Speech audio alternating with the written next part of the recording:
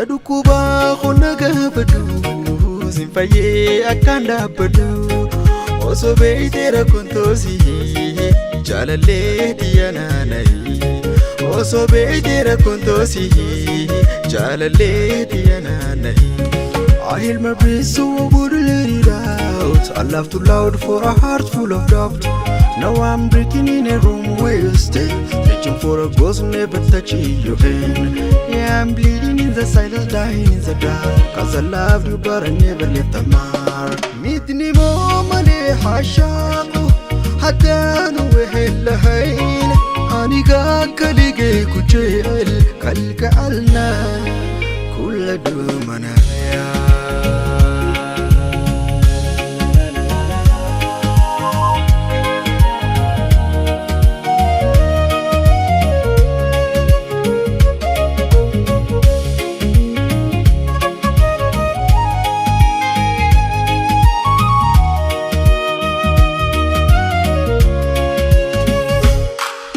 Akan beinen isuma jala jurate nanjajina hiriyani qobo isi hadini tananage jalalti bana nilantana takangarera ko akana yonafna tange mana fida jalala sinatiya